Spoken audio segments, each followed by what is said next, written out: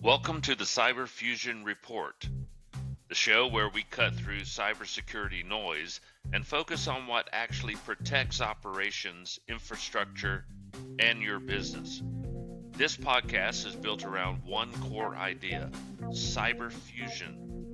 A cyber fusion center brings together IT security, operational technology, engineering insight, and human risk into a single coordinated defense strategy.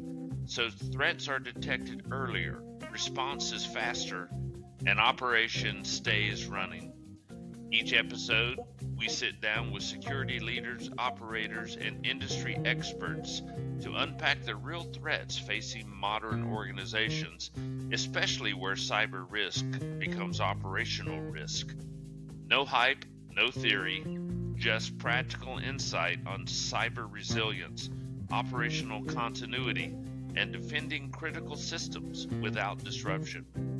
If you're responsible for uptime, safety, or business continuity, you're in the right place. Let's get started.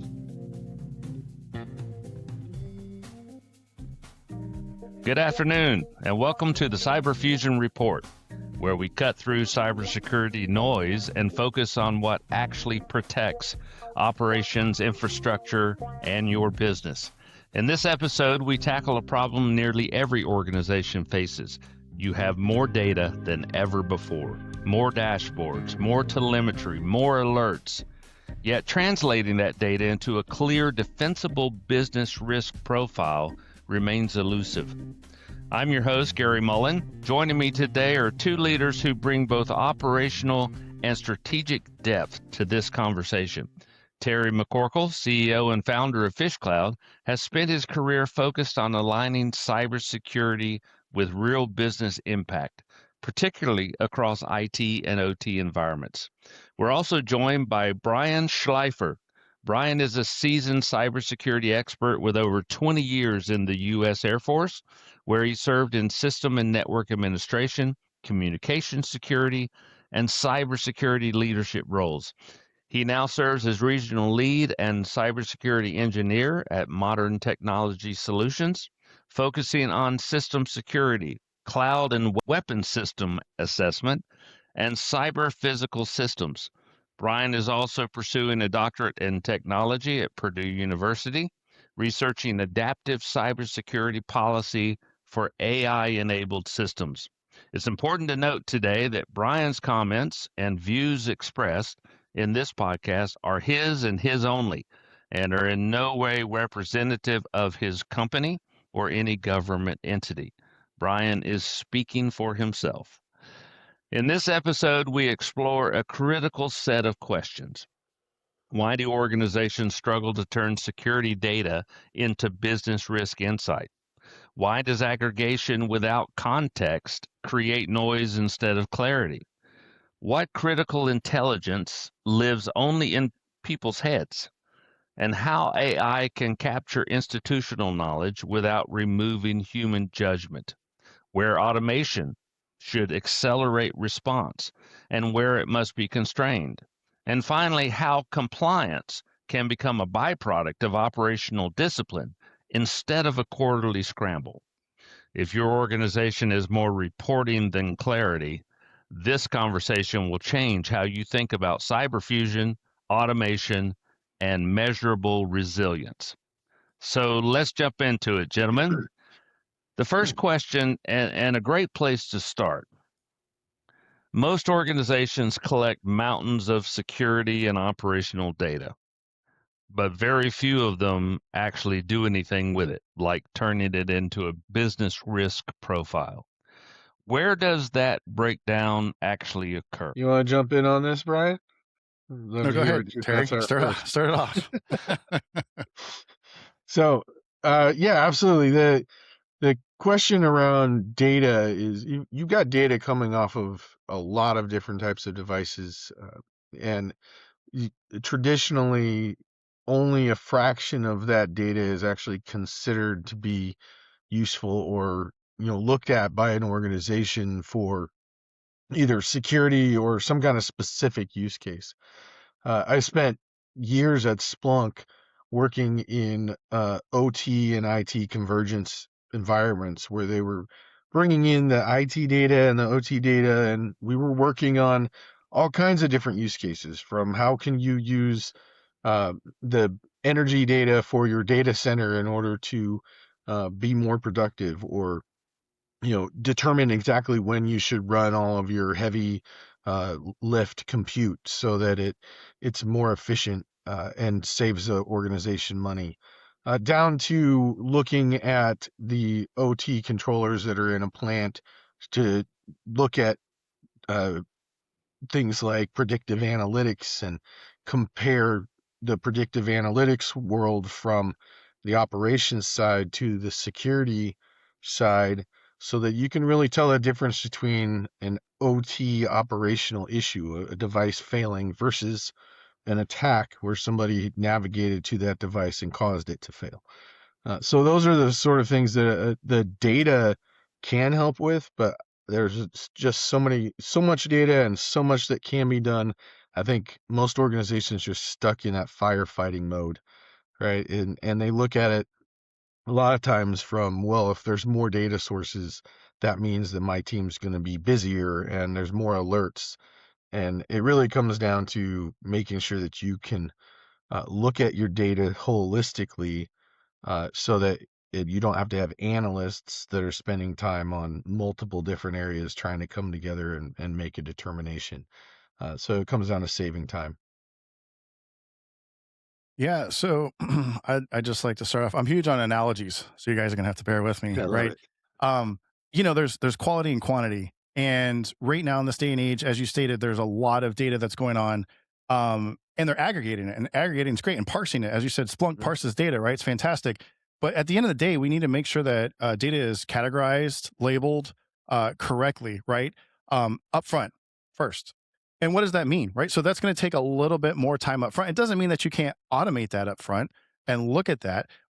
You have to have a human in the loop, of course, at some point, but looking at that, because then once it gets processed, transmitted, stored through any kind of automation tool and or through a large language model, a small language model, anything, right? As you just stated, the whole garbage in, garbage out is giant, right? Yep. The more garbage you shove in, the more you're going to expect out. Whether it's parsed or not, you're still getting parsed, right? It's like if you get a rotten banana peel and you squish it up in your hands and push it out, it's still a rotten banana peel when you get it out, or a blender or whatever. So I think a lot of organizations now they're relying on like, hey, we're just going to shove it in and AI is going to help us. And that's not the case. If you have a really big data lake full of crud, you're going to get a very nice streamlined bunch of crud out on the output side of the house. And so that's the thing is like, hey, organizations, let's take some time. We understand our jewels, our assets, but let's look at the data, because that typically determines what that is, right? This is our crown jewel. Why? It's the data it's processing. Okay, let's look at that data, right? Data scientists are big for a reason right now. And that's just to answer that question. So now if I have good data and I understand all of those other things, I understand how to more efficiently automate that. What does that mean? Okay, well, then my output is more efficient. Now I can start to make metrics. I can understand my data. So I understand my key performance indicators, my key risk indicators. That's metrics. Those are numbers. Numbers can turn into graphs, right? Leadership loves graphs. Yeah. So how can I take that and turn that, whether that's a risk, a performance, a functionality, into business numbers? That is a key way, because now I can see in my workflow, when I start to add that automation because of all this data and parsing, that output, I can start to make those numbers and go, this is where we need to add automation. This is where it doesn't make sense. Elon Musk did that, right? Walter Isaacson's book with Elon, he said he wanted to automate his whole plant. He realized there were certain places he couldn't do it. He was like, nope, humans have to be there. And that's the same thing with artificial intelligence at all levels, large language models, predictive analysis, you name it, there's still instances. So again, quality of data, categorizing, labeling correctly, whether that's ordinal, all the fun like labels of data, and then making sure that you're effectively putting in your automation in the right places, including AI, and then grabbing those metrics and utilizing those for leadership so they have a better understanding and they can say, yes, this is worth the investment or not. We need to improve our skill sets and our people, which is also leveraged, right, from a business perspective, because people with certain skill sets can know how to label our data and make those metrics applicable and realistic for our organizations. So that's how you can take that data and make it into business numbers. Yeah, I think what it really comes down to is people need to be in the loop so that you can really understand the context, right? A lot of there's a lot of people, especially in the OT space, where they have a lot of institutional knowledge. People have been there for 20 years. They know ins and outs of the organization, the ins and outs of the systems. And that context is really important when you're looking at that data. So data scientists can only get so far, right? They're not going to understand all the ins and outs. So that's where the people, really become the key to help identify that data and give the context to it of how does this actually impact the business. Well, let's dive into that a little bit deeper because you mentioned context, and there are a lot of vendors out there that have pushed this single pane of glass motif, right? Which more than often fail because they don't have the right human or operational context. When you begin to fuse data across IT and OT, across security and operations, what context is missing most often, and how does that impact executive risk decisions? Right. So you're asking, how does context from a humanistic standpoint coming in and realizing to help weed out the data as far as efficiency goes and understand that? Is that what you're asking? And compared to a machine deciphering that? And which context is, whether it's human or operational, which context is missing in the majority of these fusing of data across these disparate environments that skews the data, that gives Oh, executives bad data on risk decisions? wow. It's not only bad data, but sometimes there's missed data, right? There's a lot of, Right. some of the products or solutions are like the bump in the line are using mirror ports, right? Mhm. And some of the studies have shown, right, like mirror ports may have something dropped. And so again, if you don't have a human in the loop double checking that and you're just taking it for face value, you might be missing something. So a lot of the telemetry data also needs to be checked, right? So telemetry data gets aggregated at the SOC, but it goes through a lot of nodes to get there. And so if you don't have somebody like, I don't know, once a quarter, once every 6 months, actually getting a little bit closer to those actual systems, some of that telemetry data may be skewed. And the reason being is, again, it could be packet loss, it could be aggregation or collusion of some other data. So that's some of the other items that I would say to check on and can provide context holistically of that data, right? Because again, right, it's just sort of like, again, I'll go back to AI, is like everyone takes it for face value, and that's not always the case. If you do have a human that's been there 20 years, they can not only take that data, but I think Terry and I had talked about it. You have A little somebody bit. sitting at like an HMI or engineering workstation for 20 plus years, and all of a sudden they start to see like a glitch, right? The screen is doing something weird. That should trigger something. They're like, wait a minute, I've been here, 18 years and I've never seen my screen do that before. Something's going on. Same with somebody that's actually seeing the data and they're going, hey, wait a minute. The backup cycle should have occurred and I'm seeing this one or two systems, like what's going on? Something's wrong. I'm not getting the data from that, right? But other people are like, oh, we did a backup, we're good. Like they don't realize, right? Because they haven't been sitting there watching the systems that should be backed Yeah. up and don't look at that kind of stuff. So some of those minute details, again, when you're doing an IR, they become very apparent very quickly.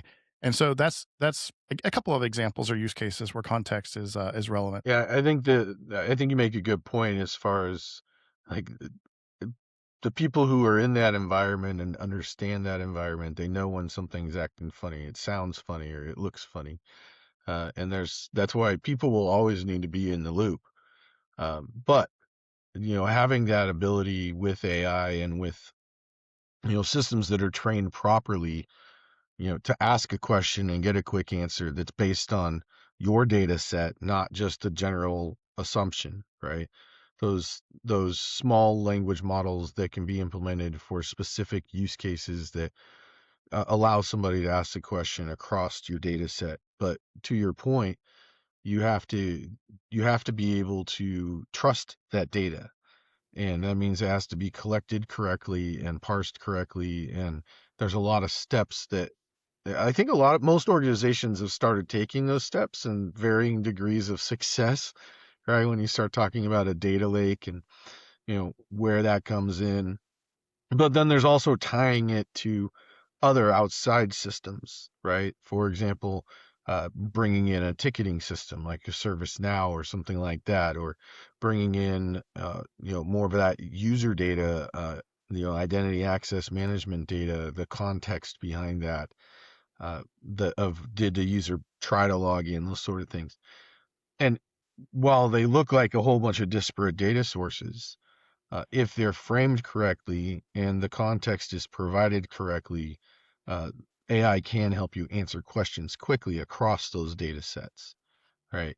So I think we'll be moving more into that as we, move into the future here. But those are some areas that just humans in general have a hard time working across a lot of different data sets. Log into this system and this system and this system versus having it done via API and pulled together so you can ask a specific question and get an answer. My forecast is within the next 3 to 5 years, I think you're going to see a huge reduction in websites. I don't think they're going to exist anymore. I think any kind of large language model will act as a user interface, and they will just have repositories. So if you're like, I need 3 black shirts, right? You're on ChatGPT, Gemini, whatever. I need 3 black shirts. It will go to a repository and pull that information up, including images, where you don't need to go to a website any longer. Everything will be centralized in that user interface, and I think that's so again, even going back to like the OT situation or anything like that, I think you're going to see a lot of changes and evolution. The big thing too that I don't know, I can't remember if we have it on tap. So if we do, Gary, just stop me. But talking about like zero trust and implementing the authentication at a more micro and minutia level is imperative because with the advent of AI and being used in the adversarial side of the house, you do need to act like someone is already in the IT and OT side. And what are you going to do? And with the constraints of the protocols, as we all know, right, it's more difficult. You can't just shove some kind of robust solution in place. So it's like, how can we do authentication between systems, right? And there's a bunch of different, there's a bunch of different technologies that can be utilized that can do that. Yep. You mentioned the operator sitting there for 18 to 20 years looking at a console, and when something unique happens, he's able to spot it right away, right? Um, and it's that kind of human intelligence or experience that becomes kind of a hidden attack surface within an organization, because their experience isn't captured or logged anywhere. Uh, what critical risk knowledge lives only in people's heads today? And what happens to a company's security posture when those people are gone or unavailable or not working that particular day? What kind of risk does that introduce to an organization? So it really depends on the organization and where I see a lot of organizations not understanding is, for example, you've got the operations side of the house and you have an engineer who's worked on that system for years. And then you have the IT security side of the house where they have turnover usually on a regular basis. It's high burnout, right? And they work in two different worlds, right? The OT folks are focused on availability. You'll see organizations that they have got their OT environment and they have their procedures and their risk and their backup and their plans as far as continuity. But a lot of times they don't have a security uh, methodology built into it from the same perspective that the security operations center does. So security operations center is they're looking for events and then correlating them and trying to determine if there's somebody who's successfully gained access to their environment. So they've just got two completely different views, right? And when you get them talking to each other, you'll realize really quickly that you run into issues as far as like the operations folks will readily reset a device in order to try to get it back online, and they're not necessarily thinking about the security context, right?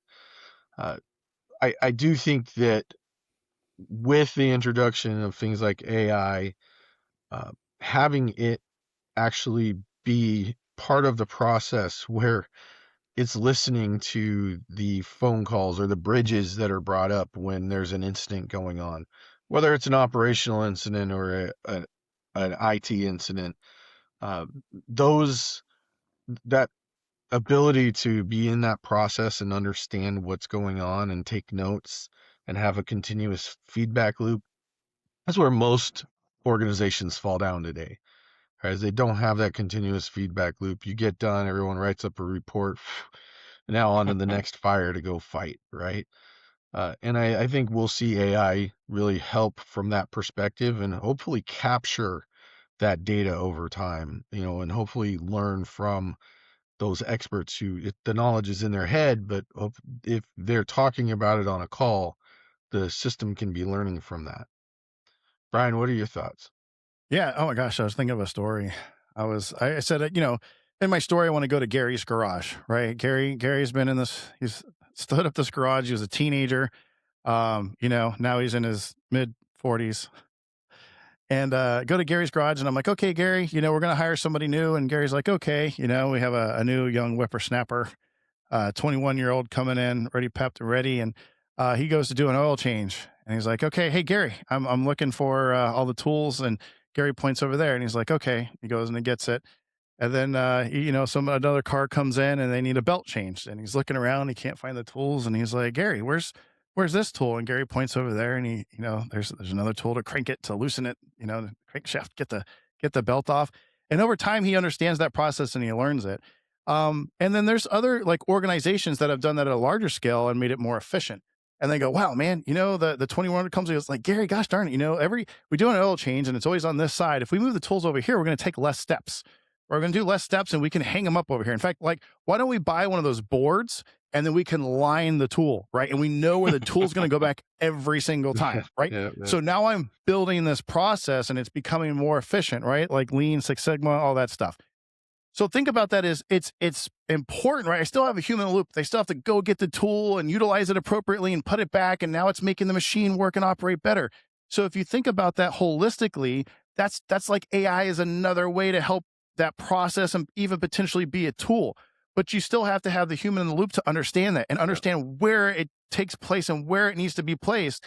And it just builds that process and that efficiency over time. So now Gary's garage, he can hire anybody, right? It takes about 2 days to learn. And now once it's learned, they understand where the tools are. They understand how to do everything. And it becomes a, well-oiled machine. Sorry for the pun. That's a horrible. Right? Great. That's the same thing. So, and it's been proven out on a lot of, I always facilitate information, right? That's all I'm doing. It's proven out that like people are losing money by just putting artificial intelligence in anywhere in the organization. They're finding the people that are making money, and my really good buddy, I'll tell you about it, is they're finding where in the workflow makes the most sense. Right. And the way to do that is through human context. You have to have the human that understands the entirety of the workflow that's been there forever and goes, you know what? I think if we made this, let's test this out. Let's test this out. In fact, we can have it back to back in these 2 steps in the workflow, but we still have to have a human.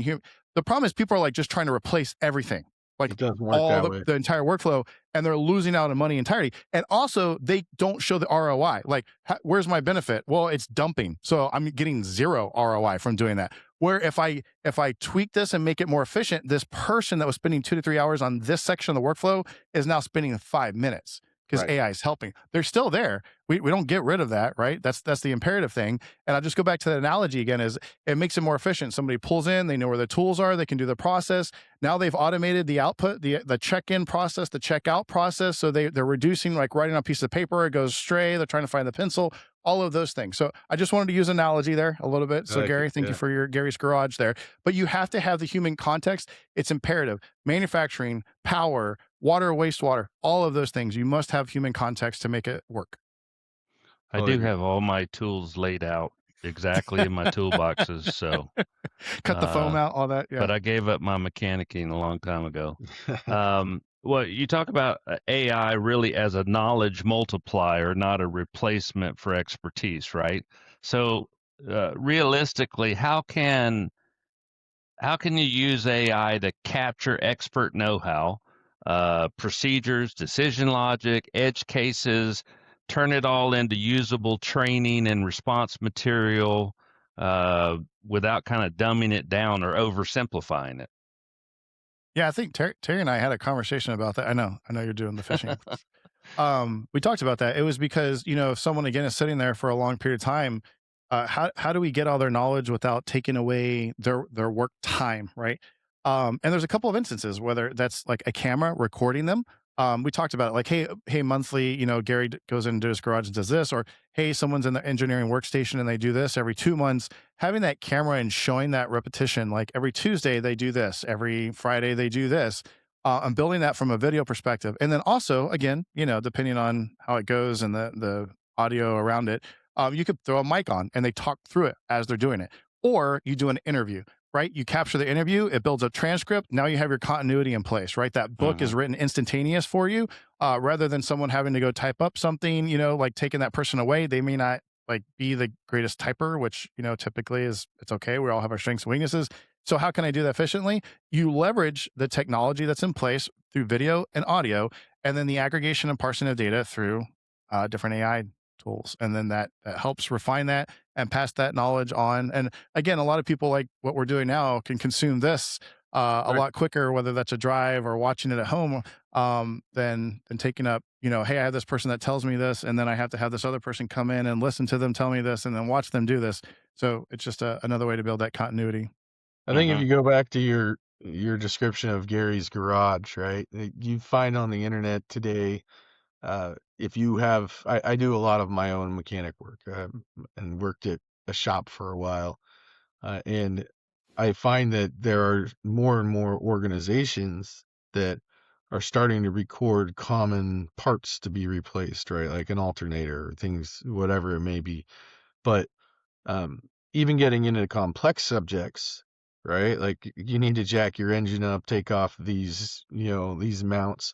That used to be something that as humans, you would really never attempt unless you had experience with a mechanic or somebody that would be standing there watching you or helping you, right? A mentor.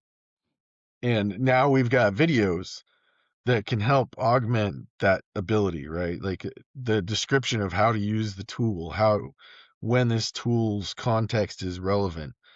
Um, so actually, it's interesting because I think that almost becomes that catalog, like you mentioned, that will allow AI to pull it in and say, here's how you do this procedure according to our playbook, right? Here's what this looks like. And really, if you're going to put it in a playbook, you should be able to demonstrate what that looks like, right? Demonstrate how that works. So it'll be interesting to watch and see how organizations mature with capturing that content and making it available to the people that need it within their organization.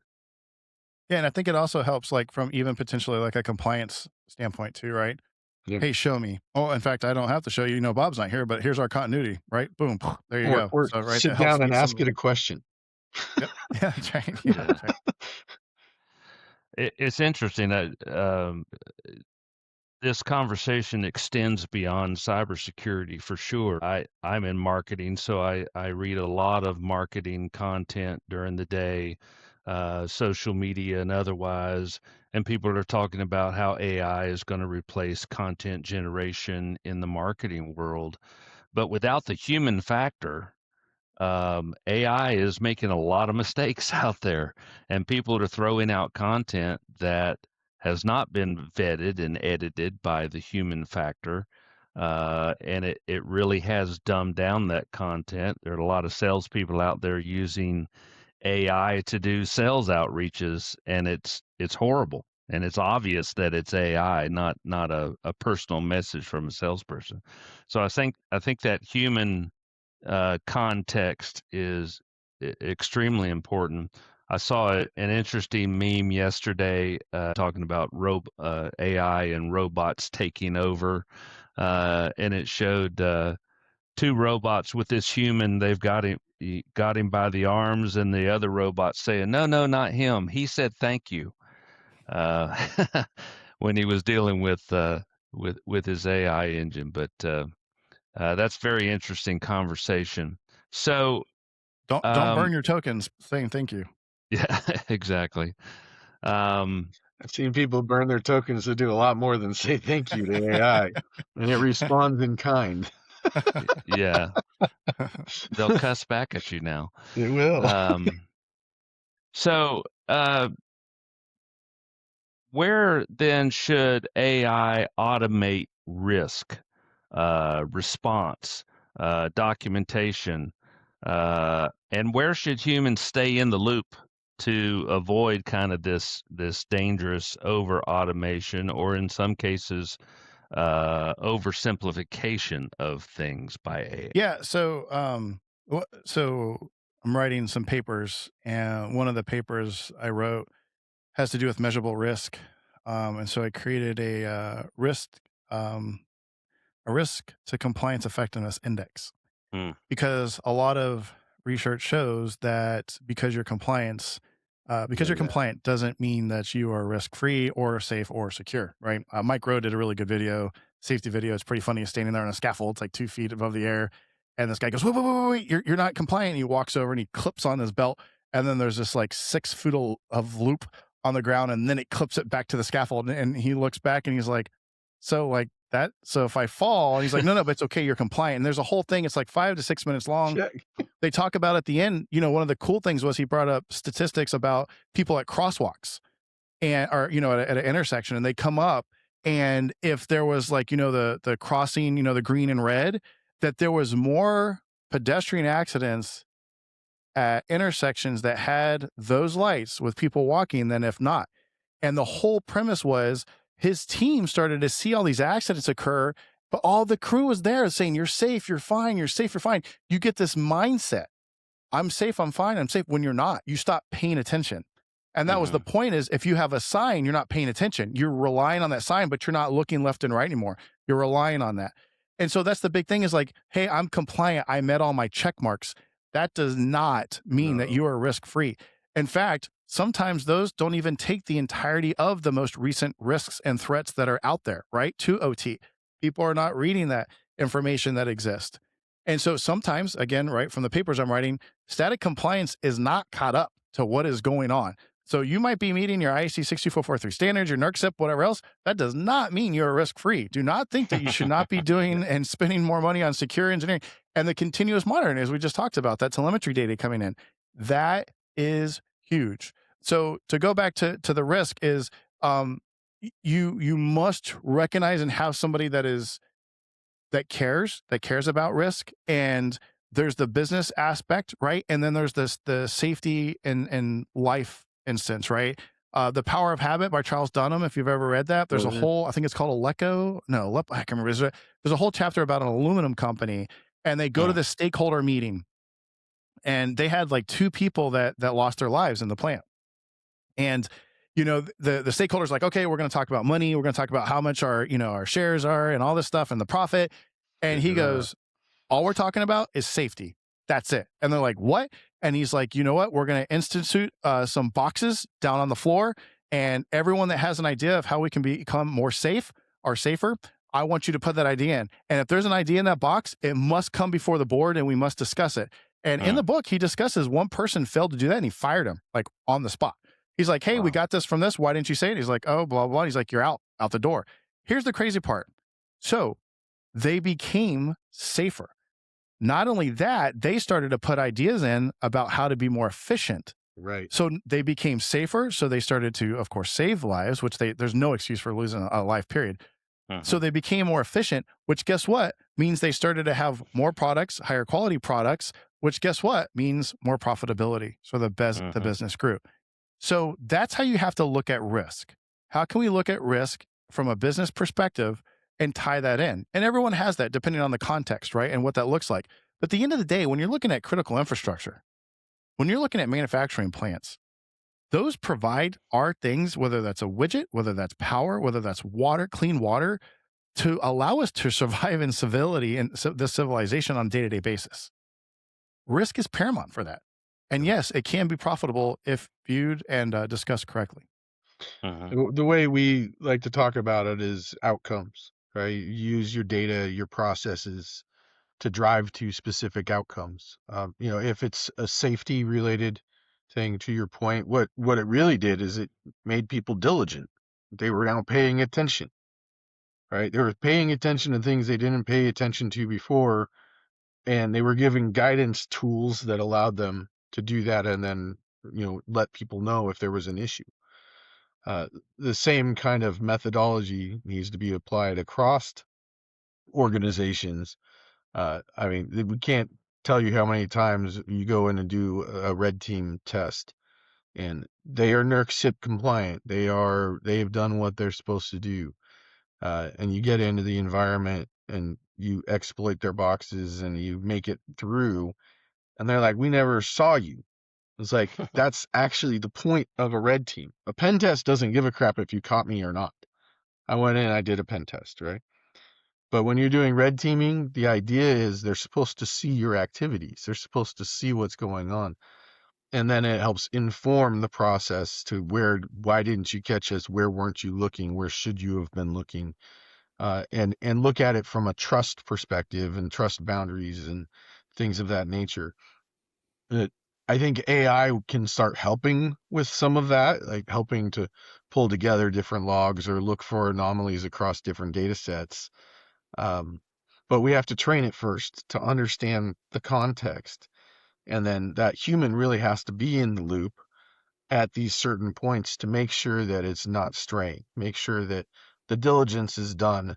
But it can make it so that you don't have to be the one writing the 5-page report in an incident or after action review, because now you've had something that's listening to your phone calls, taking tasks, taking notes, talking. It can reference back to those things and put together, here's what happened, here's what was talked about, in a truly honest fashion, right? That, to the point of we're compliant, how honest are most organizations with themselves about their actual visibility into an environment or visibility into an after actions report when you've just spent 5 days on an incident and now you've got to have everybody spend 2 or 4 days on a report and back in the same fire, like I mentioned earlier, right?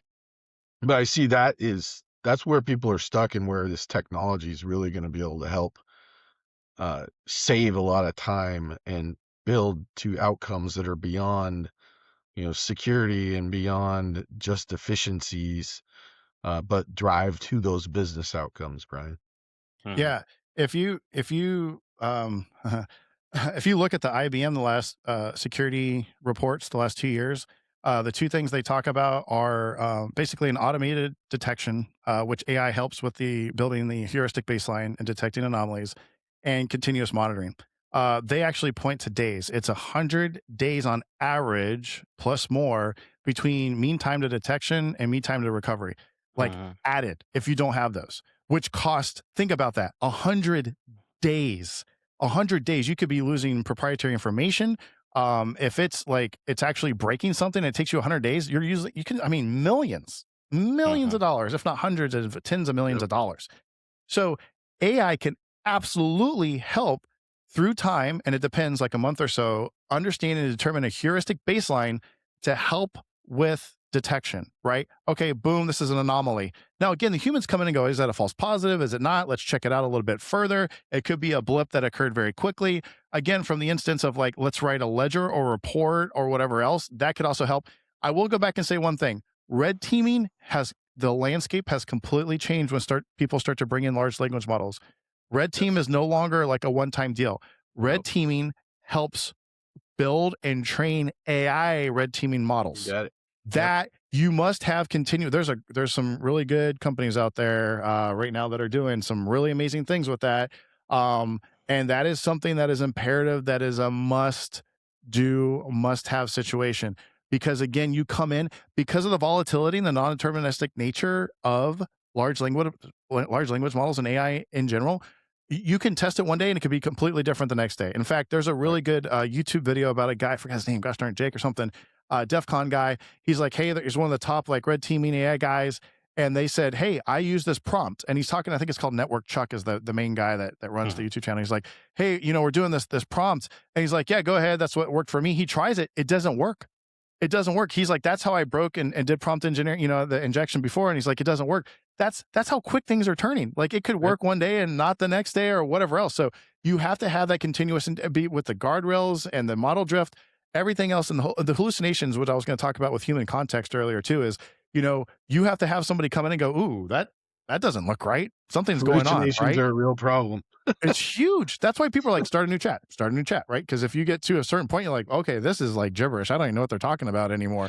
So human context is always important. So also to build in and help with the risk, automation and AI can help that, between whether that's writing, like you said, the documentation, and or being that place, like you were talking about, Gary, in the tool set, if you will.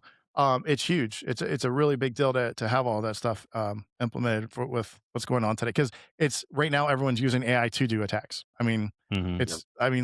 literally go up on LinkedIn on the news. It's happening every day. Yep.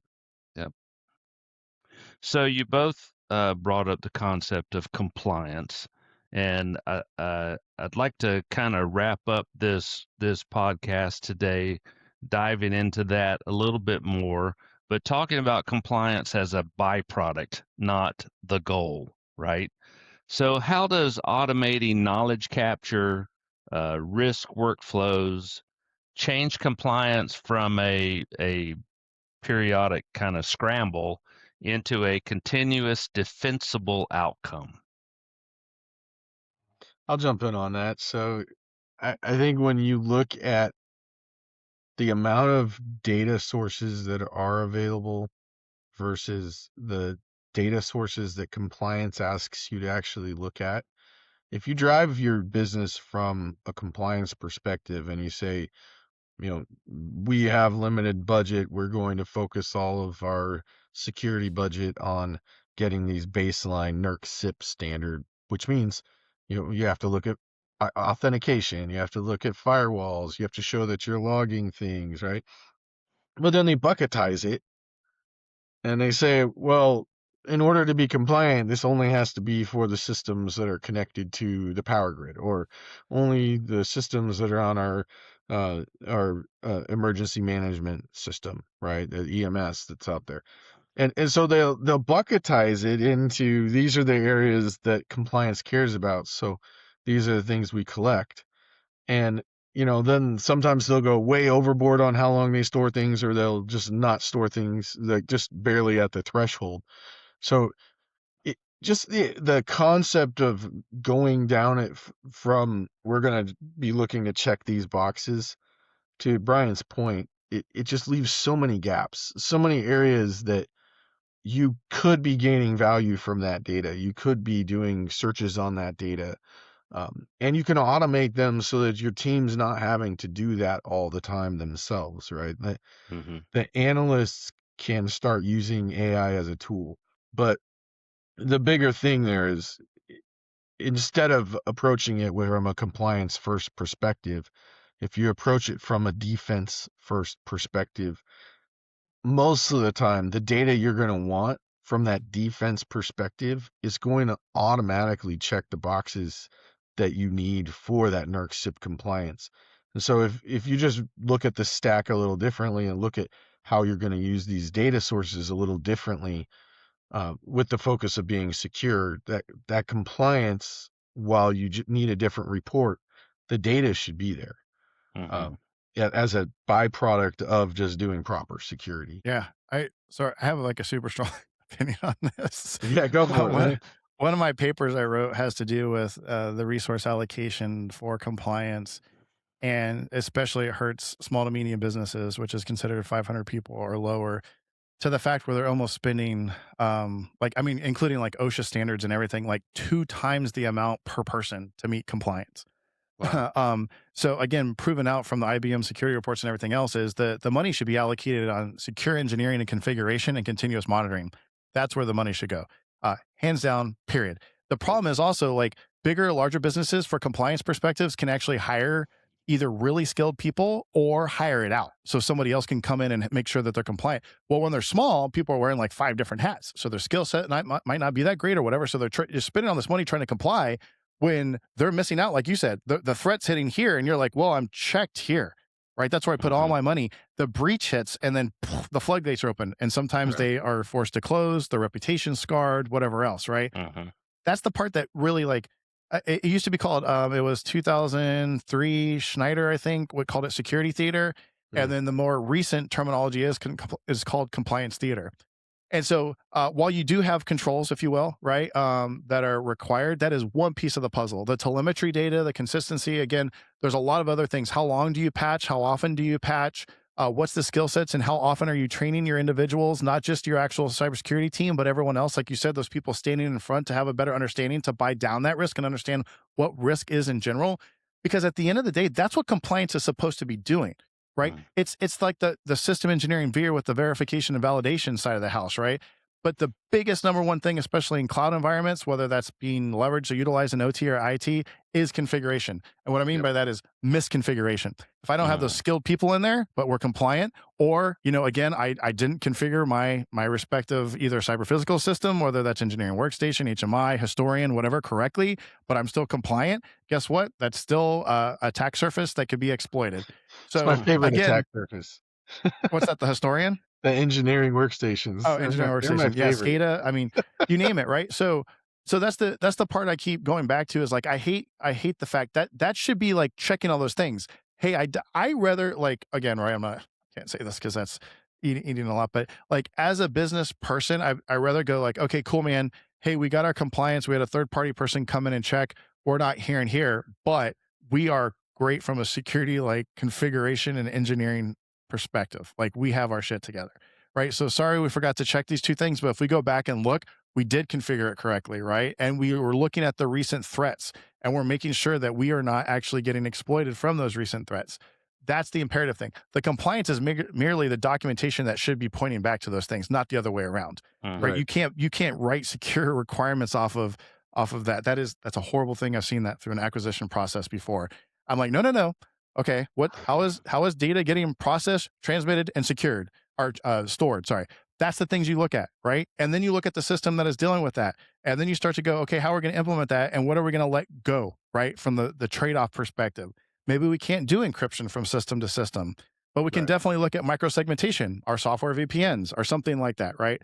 So anyway, sorry, I get a little passionate, I told you earlier, right? About compliance, because it's just like, living in that. And then people do these umbrella, and they don't take, here's an umbrella compliance, good luck. And small and medium businesses are like, what? How are we going to handle that?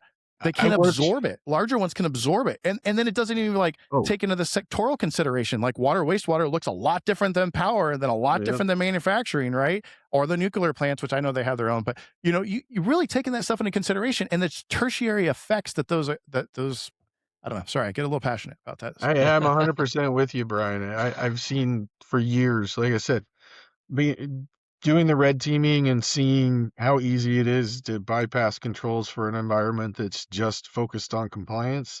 It's a big difference. And yeah, their systems, most of them are patched, but the ones that are on that exception list, not exception list with an E, with an A, like I accepted that risk. Yes, you did. And how many of those systems are the ones that the attackers are going to leverage? Probably all of them. Because that's the reality is though and believe it or not, a lot of times when you're on assessment, or when I've been on assessments and what I've seen from tactics from others, if you look for those files, you look for the places that give you the crown jewels, right? That you get onto an engineering workstation and you search for crown jewels and you have a very high likelihood of getting a spreadsheet that has everything you need, including passwords, right?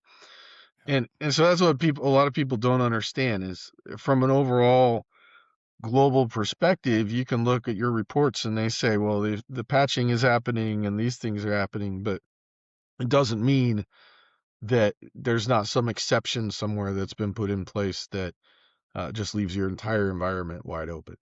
Yeah, people should focus on resiliency. So I just wanted to go back and say something real quick, because I know you talked about defense and honestly, the greatest defense is resiliency at this point, right? Like that, and that has to do with looking at your configurations and your setup and, redundancy and again, microsegmentation and again, right, controlling how much that's going to affect at the end of the day. If I get on the engineering workstation, okay, man, this eighth of the plant may go down, but at least the rest will still function, right? Something along those lines is like trying to mitigate and buy down that by those other factors, which again, zero trust is like weird because everyone takes it in this huge, it blows people's mind, but the intent is good, right? And that's the other, I don't know if you've heard that, there's a philosophy, I know we're going over time, Gary. There's a philosophy between intent and compliance. Like when you're looking at those controls, what is the intent? Like, what is it really trying to do? And that's where you should be focusing, not this compliance mindset and nature. And that will lead you back to appropriate configuration and engineering. And that will lead you to appropriate and good resiliency, which will buy down your risk and give you a good ROI that you can bring to your business people. Totally Did I wrap it up? Good, Gary? I tried to get it all. Great. That was great. Compliance is great unless you're the person without a spot in the lifeboat, right? I will say from a startup there was enough board for Jack to survive, Gary. He could have just crawled up, but she was like, no, and pushed him off. That's the Titanic reference. Go ahead, From a startup perspective, there compliance is starting to get easier with some of these automated systems, but it's really only great if you have, fully deployed cloud systems, right? So some of these platforms, you can connect it to your AWS and your Microsoft and your whatever your Intune platform manager is, and it'll pull all of it in and give you, all those reports. But it doesn't tell you whether it's secure. It tells you whether it's compliant. Mm-hmm. And that the same thing, it looks like an easy button. Once you get into an OT environment, that's out the window. There's not a system on the planet you're going to plug in, to that, or at least a SaaS service that can power that, right? Maybe we'll get there to where there's an AI system that you can plug in and it'll help you with that within a plant.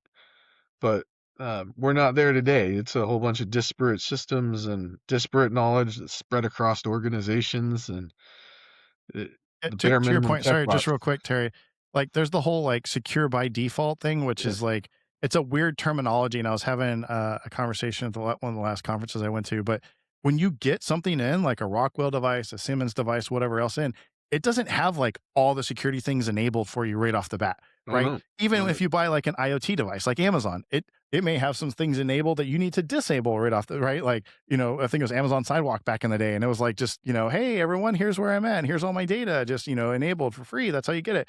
So that's the point, is like I was talking about configurations, is people like go in, and if they don't have that continuity from the person before them or understanding, and by the way, sometimes those booklets are hard to find and or read about how to configure that respective system to make it more secure.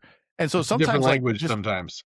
Oh man. And if you don't have a lab to go in and like integrate and test that out, I mean, holy cow, you're sort of relying on the vendor, which again, right, no fault of their own.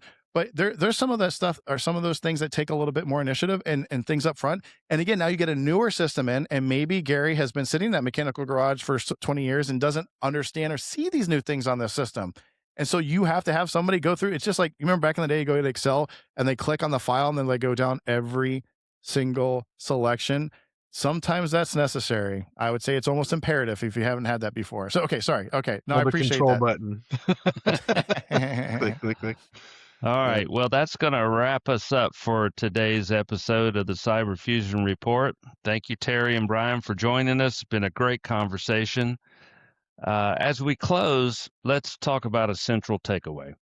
Cyber Fusion is not about building a bigger dashboard.